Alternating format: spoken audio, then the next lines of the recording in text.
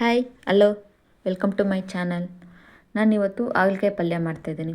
ಹಾಗಲಕಾಯಿ ತುಂಬಾ ಕಹಿ ಅಲ್ವಾ, ಕಹಿ ಇದ್ರೇ ಆರೋಗ್ಯಕ್ಕೆ ಒಳ್ಳೆಯದು. ಅದಕ್ಕೆ ನಾನು ಇವತ್ತು ಹಾಗಲಕಾಯಿ ಪಲ್ಯ ತುಂಬ ಟೇಸ್ಟಿಯಾಗಿ ಮತ್ತು ಕಹಿನೂ ಇಲ್ಲದೆ ಎಷ್ಟು ಆರೋಗ್ಯವಾಗಿ ಮಾಡ್ಕೊಳೋದು ಅಂತ ನೋಡೋಣ ಬನ್ನಿ. ಅದಕ್ಕೂ ಮುಂಚೆ ನನ್ನ ಚಾನಲ್ನ ಲೈಕ್ ಮಾಡಿ, ಶೇರ್ ಮಾಡಿ, ಸಬ್ಸ್ಕ್ರೈಬ್ ಮಾಡಿ. ನಾನಿಲ್ಲಿ 2 ಹಾಗಲಕಾಯಿ ತೊಗೊಂಡಿದ್ದೀನಿ. ಹಾಗಲಕಾಯಿ ತೊಗೊಂಡು ಹತ್ತ ಕಟ್ ಮಾಡಿಕೊಂಡು 2 ಭಾಗ ಮಾಡ್ಕೊತಿದ್ದೀನಿ. 2 ಭಾಗ ಮಾಡಿಕೊಂಡು ಅದರಲ್ಲಿರೋ ಬೀಜಗಳು ಎಲ್ಲ ನೀಟಾಗಿ ಕ್ಲೀನ್ ಮಾಡ್ಕೊತಾ ಇದ್ದೀನಿ. ನೋಡಿ, ಈ ಥರ ನೀಟಾಗಿ ಕ್ಲೀನ್ ಮಾಡ್ಕೊಬೇಕು. ಚಾಕು ಎಲ್ಪಿಂದಾದರೂ ಮಾಡ್ಕೊಬೋದು, ಇಲ್ಲಾಂದರೆ ಸ್ಪೂನಿಂದಾದರೂ ನೀಟಾಗಿ ಕ್ಲೀನ್ ಮಾಡ್ಕೊಬೇಕು. ಈ ಥರ ಎಲ್ಲ ನೀಟಾಗಿ ಬೀಜಗಳೆಲ್ಲ ತೆಗಿಬೇಕು. ಬೀಜಗಳಿದ್ದರೆ ತುಂಬ ಕಹಿನೇ ಇರುತ್ತೆ. ಎಳೆದಾಗಿದ್ದರೆ ಪರವಾಗಿಲ್ಲ, ಬಟ್ ಇದು ನಾನು ಬಲ್ತಿರೋ ತೊಗೊಂಡಿರೋದಕ್ಕೆ ಬೀಜಗಳೆಲ್ಲ ಈ ಥರ ನೀಟಾಗಿ ತಕ್ಕೊತಾ ಇದ್ದೀನಿ. ಈ ಥರ ನೀಟಾಗಿ ತೆಗೆದಿದ್ದಾದಮೇಲೆ ಅದನ್ನು ಸಣ್ಣ ಸಣ್ಣದಾಗಿ ಸ್ಮಾಲ್ ಪೀಸಸ್ ಆಗಿ ನೀಟಾಗಿ ಕಟ್ ಮಾಡ್ಕೊಬೇಕು. ಯಾಕಂದರೆ ಹಾಗಲಕಾಯಿ ದಪ್ಪ ದಪ್ಪ ಕಟ್ ಮಾಡಿಕೊಂಡ್ರೆ ಅದು ಬೇಯಲ್ಲ. ಬೇಯಿದ್ರೆ ಬೇಗ ಟೈಮ್ ತೊಗೊಳುತ್ತೆ. ನೋಡಿ, ಈ ಥರ ಸ್ಲೈಸಿಯಾಗಿ ಸ್ಮಾಲ್ ಪೀಸಸ್ ಆಗಿ ತುಂಬ ಸ್ಲೈಸಿಯಾಗಿ ಕಟ್ ಮಾಡ್ಕೊತಾ ಇದ್ದೀನಿ. ಇದೇ ಥರ ಎರಡನ್ನೂ ಸ್ಲೈಸಿಯಾಗಿ ನೀಟಾಗಿ ಕಟ್ ಮಾಡ್ಕೊತಾ ಇದ್ದೀನಿ.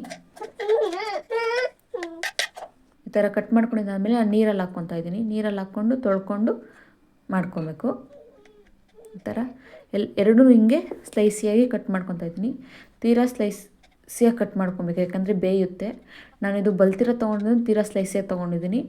ನೀವು ಎಳೆದು ತೊಗೊಂಡಿದ್ರೆ ಇನ್ನು ಸ್ವಲ್ಪ ಚೂರು ದಪ್ಪದಾಗಿ ಕಟ್ ಮಾಡ್ಕೊಬೋದು. ಈ ಥರ ಎಲ್ಲ ಎರಡೂ ನೀಟಾಗಿ ಸ್ಲೈಸಿಯಾಗಿ ತೊಗೊಂಡು ಕಟ್ ಮಾಡಿಕೊಂಡು ಈ ಥರ ನೀರಲ್ಲಿ ಹಾಕ್ಕೊತಾ ಇದ್ದೀನಿ.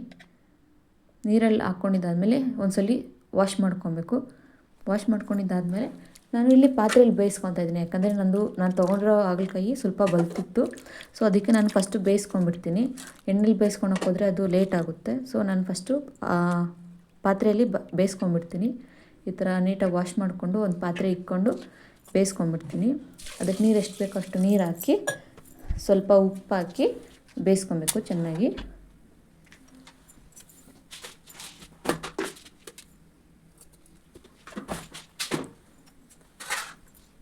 ಒಂದು 10 to 15 ಮಿನಿಟ್ಸ್ ಬೇಯಿಸ್ಕೊಂಡ್ರೆ ಸಾಕು. ನೋಡಿ, ಈ ಥರ ಬೆಂದಿದೆ, ಆಲ್ರೆಡಿ ಕಲರ್ ಚೇಂಜ್ ಆಗಿದೆ. ಇವಾಗ ಒಂದು ಮುಟ್ಟು ನೋಡಬೇಕು ಬೆಂದಿದೆಯಾ ಇಲ್ಲ ಅಂತ.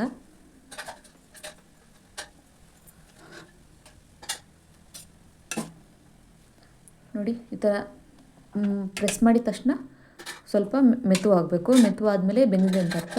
ಸೊ ಬೆಂದಿದೆ. ನಾನು ಸೋಲ್ಸ್ಕೊತಾ ಇದ್ದೀನಿ. ನೀರೆಲ್ಲ ಸೋಲ್ಸ್ಕೊಂಡು ಈ ಥರ ಇದು ಮಾಡ್ಕೊತಾ ಇದ್ದೀನಿ. ನಾನೊಂದು ಪ್ಯಾನ್ ತೊಗೊಂಡಿದ್ದೀನಿ. ಪ್ಯಾನ್ ತೊಗೊಂಡು ಅದಕ್ಕೆ 4 ಸ್ಪೂನ್ ಎಣ್ಣೆ ಹಾಕ್ಕೊಂಡಿದ್ದೀನಿ. ನಿಮಗೆ ಗ್ರೇವಿ ಟೈಪ್ ಬೇಕಂದರೆ ಎಣ್ಣೆ ಸ್ವಲ್ಪ ಜಾಸ್ತಿ ಹಾಕ್ಕೊಬೋದು, ಇಲ್ಲ ಡ್ರೈ ಬೇಕು ಅಂದರೆ ಕಡಿಮೆ ಹಾಕ್ಕೊಬೋದು. ಎಣ್ಣೆ ಹಾಕ್ಕೊಂಡಿದ್ದಾದಮೇಲೆ ಸಾಸಿವೆ ಹಾಕ್ಕೊಂಡಿದ್ದೀನಿ. ಸಾಸಿವೆ ಚಿಕ್ಕಿದ್ದಾದಮೇಲೆ ಸ್ವಲ್ಪ ಜೀರಿಗೆ ಹಾಕ್ಕೊತಾ ಇದ್ದೀನಿ. ಜೀರಿಗೆ ಆದಮೇಲೆ ನಾನಿಲ್ಲಿ 3 ಈರುಳ್ಳಿ ತೊಗೊಂಡಿದ್ದೀನಿ. 3 ಈರುಳ್ಳಿನ ಸಣ್ಣದಾಗಿ ಕಟ್ ಮಾಡ್ಕೊಂಡಿದ್ದೀನಿ. ಈರುಳ್ಳಿ ಮತ್ತು ಟೊಮೊಟೊ ಜಾಸ್ತಿ ಇದ್ದರೆ ಕಹಿ ಜಾಸ್ತಿ ಕಾಣಿಸಲ್ಲ.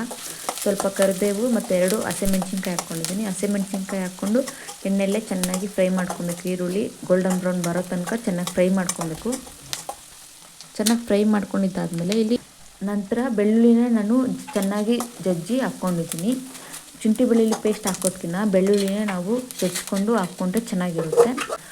ಬೆಳ್ಳುಳ್ಳಿ, ಹಸಿಮೆಣ್ಸಿನ್ಕಾಯಿ, ಈರುಳ್ಳಿ ಇವೆಲ್ಲ ಎಣ್ಣೆಯಲ್ಲಿ ಚೆನ್ನಾಗಿ ಬೇಯಿಸ್ಕೊಬೇಕು. ಗೋಲ್ಡನ್ ಬ್ರೌನ್ ಬರೋ ತನಕ ಚೆನ್ನಾಗಿ ಬೇಯಿಸ್ಕೊಬೇಕು. ನಾನಿಲ್ಲಿ 3 ಟೊಮೊಟೊ ಹಣ್ಣು ತೊಗೊಂಡಿದ್ದೀನಿ, ಚೆನ್ನಾಗಿ ಹಣ್ಣಾಗಿರೋವು. ಯಾಕಂದರೆ ಚೆನ್ನಾಗಿ ಆಗಿರೋವು ತೊಗೊಂಡ್ರೆ ಹಾಗಲಕಾಯಿ ಕಹಿ ಹೊಡಿಯೋಲ್ಲ. ಸೊ 3 ತೊಗೊಂಡಿದ್ದೀನಿ. 3 ತೊಗೊಂಡು ಚೆನ್ನಾಗಿ ಆಯಿಲೆಲ್ಲ ಚೆನ್ನಾಗಿ ಫ್ರೈ ಮಾಡ್ಕೊಬೇಕು. ಎಣ್ಣೆ ಎಲ್ಲ ಬಿಟ್ಕೊಂಡು ಈರುಳ್ಳಿ, ಟೊಮೊಟೊ ಹಣ್ಣು, ಹಸಿಮೆಣ್ಸಿನ್ಕಾಯಿ ಇವೆಲ್ಲ ಚೆನ್ನಾಗಿ ಫ್ರೈ ಆಗಬೇಕು.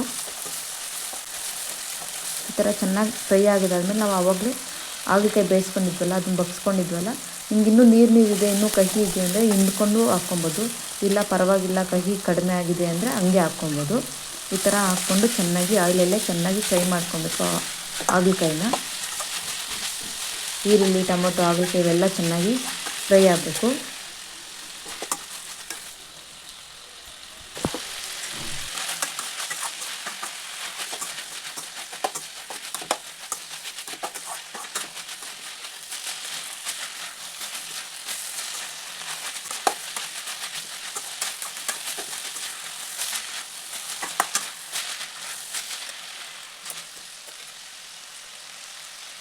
ಸ್ವಲ್ಪ ಅರಿಶಿನ ಪುಡಿ, ಮತ್ತು ಇಲ್ಲಿ ನಾನು 2 ಟೇಬಲ್ ಸ್ಪೂನ್ ಸಾಂಬಾರು ಪುಡಿ ಹಾಕ್ಕೊತಾ ಇದ್ದೀನಿ.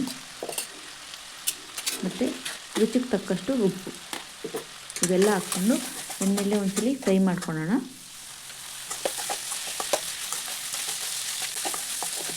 ಚೆನ್ನಾಗಿ ಫ್ರೈ ಮಾಡ್ಕೊಂಡಿದ್ದಾದಮೇಲೆ ನಾನಿಲ್ಲಿ 4 ಮೊಟ್ಟೆನ ಒಡೆದು ಹಾಕ್ಕೊತಾ ಇದ್ದೀನಿ. 4 ಮೊಟ್ಟೆನ ಒಡೆದು ಹಾಕ್ಕೊಂಡು ಚೆನ್ನಾಗಿ ಮಿಕ್ಸ್ ಮಾಡ್ಕೊಬೇಕು. ಈ ಥರ ಚೆನ್ನಾಗಿ ಮಿಕ್ಸ್ ಮಾಡ್ಕೊಬೇಕು. ತಳ ಹಿಡ್ದಿರೋ ಥರ ನೀಟಾಗಿ ಲೋ ಫ್ಲೇಮಲ್ಲಿ ಇಟ್ಕೊಂಡು ನೀಟಾಗಿ ಮಿಕ್ಸ್ ಮಾಡ್ಕೊಬೇಕು. ಮೊಟ್ಟೆ ಹಾಗಲಕಾಯಿ ಎಲ್ಲನೂ ನೀಟಾಗಿ ಮಿಕ್ಸ್ ಆಗಬೇಕು. ಈ ಥರ ಮಿಕ್ಸ್ ಮಾಡ್ಕೊತಾನೆ ಇರಬೇಕು ಲೋ ಫ್ಲೇಮಲ್ಲಿ ಇಟ್ಕೊಂಡು.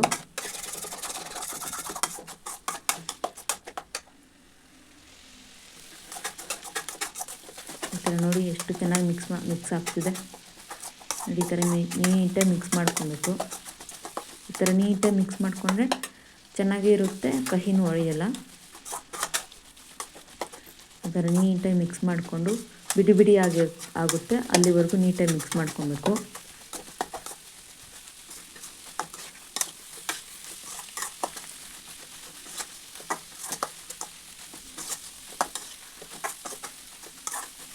ನೀಟಾಗಿ ಈ ಥರ ಮಿಕ್ಸ್ ಮಾಡಿದಾದಮೇಲೆ ಸ್ವಲ್ಪ ಹೊತ್ತು ಬೇಯ್ದಾದಮೇಲೆ ಕೊತ್ತಂಬರಿ ಸೊಪ್ಪು ಲಾಸ್ಟಲ್ಲಿ ಹಾಕ್ಕೊಂಡಿದ್ದಾದಮೇಲೆ ಇಳಿಸೋಣ.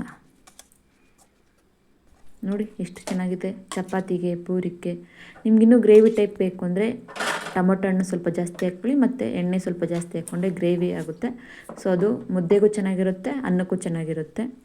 ಸೊ ಎಂಜಾಯ್ ಮಾಡಿ, ಚೆನ್ನಾಗಿರಿ ಎಲ್ಲರೂ. ಥ್ಯಾಂಕ್ ಯು, ಧನ್ಯವಾದಗಳು.